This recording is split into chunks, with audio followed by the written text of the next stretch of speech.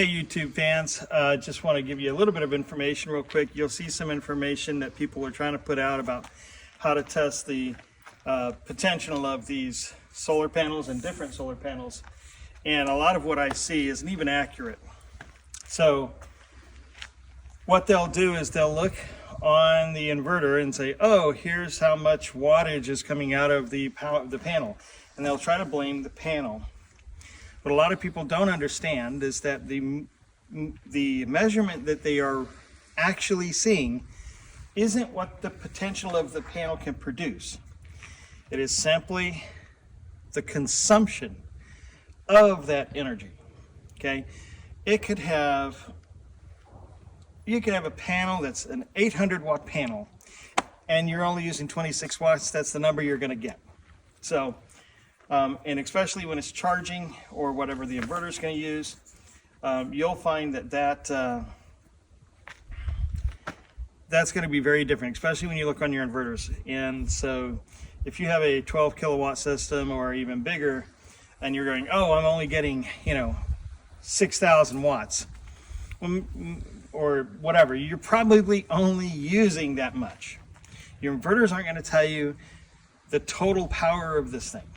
So this is a bifacial 410 Aptos solar panel that we got from Signature Solar. And I just want to explain how this really works. How you're going to get the calculation of how many watts this is actually producing. So if you want to know the way that this formula actually works, it's volts times amperage equals wattage. Okay? So even if you wanted to calculate what that is for your appliances, you can see most of your appliances have an amperage amount typically listed, or the voltage as well. Most everybody in their house is going to use 120 volt appliances. So in solar panels, you only have one voltage you have to deal with, and that is the panel's voltage.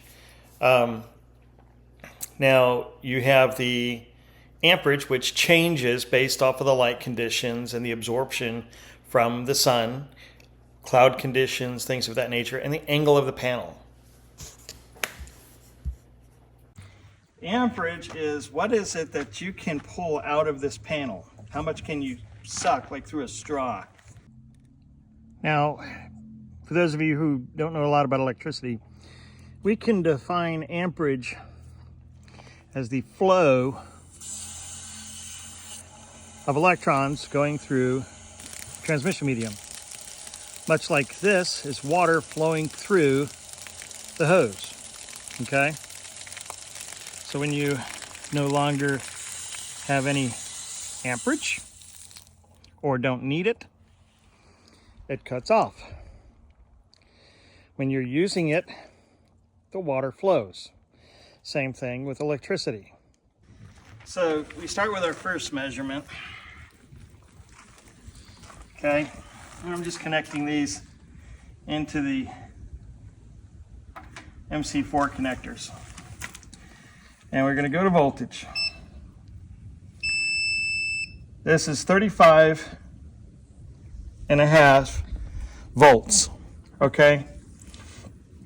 And you'll notice that when I go to tell it, hey, just show me the frequency or the amperage, it'll give an initial and then it goes to 0. And the reason why it gives you the initial is, okay, you got a surge of electricity of the initial reading, and then it goes to 0. So what are you getting out of that is nothing. You have a 410 watt panel and no amperage because you're not using it. So that tells you that you're only getting 0 watts out of it because you're not using that. It's consumption, folks. And outside of having a load to test that, you're not going to get the calculation of the potential of this panel. In order for you to have that, you need to be able to have something that supports 400 watts or 500 watts or whatever the size your panel is, that supports that amperage and the voltage to tell you this is what you're actually consuming. So don't get frustrated and don't look at a panel and say, oh, I need to buy better panels because I'm only getting this throughput. Anything can be a difference in your throughput, your angle.